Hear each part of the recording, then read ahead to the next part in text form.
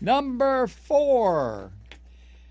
Jan asked the question, is this the stupidest Fox Newsian of all?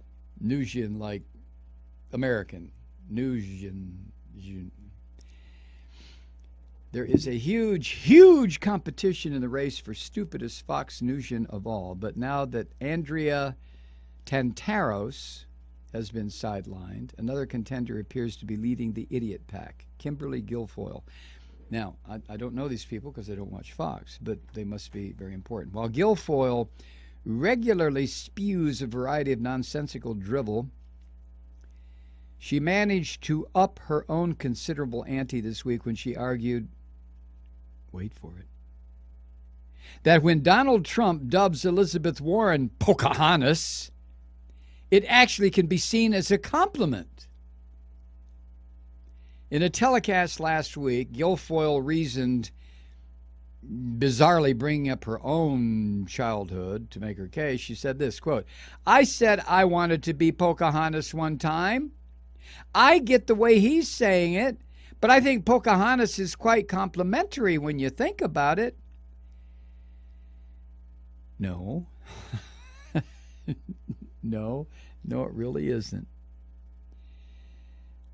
Not even for a millisecond. In fact, it's entirely offensive. And saying it's a compliment is simultaneously nuts and offensive because it conflates all Native Americans into one stereotypical person popularized by a Disney movie.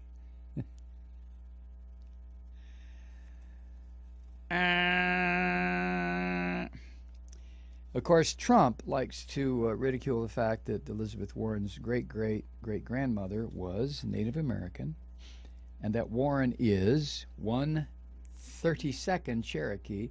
Now, if she was 1/32nd African, she would be considered an African American because of the one drop rule. Why didn't that go the other way? If a black person has one drop of white blood, why is he or she not considered white? Oh, darn, I don't know. Anyway, Trump will likely also never tire of making his jokes. He likes to call her Goofy Elizabeth. That's Warren. Goofy Elizabeth.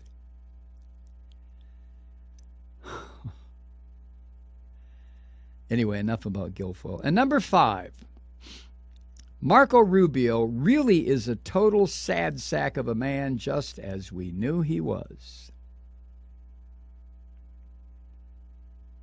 Now, remember what Trump called him during the debates, Little Marco.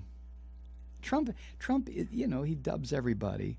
The same thing, what's his name, George W. Bush did. But Bush's nicknames for people were occasionally either ironic or genuinely funny. But Trump's are all based, just insulting, trying to pull people down into the slime where he is. But anyway, if you remember, Little Marco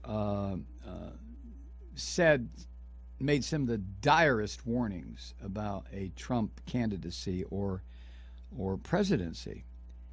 And he helped to popularize the woefully ineffective #NeverTrump hashtag. However, Rubio announced this week that he'll be at the Republican convention this summer and will speak on Trump's behalf. See, he wants to be helpful.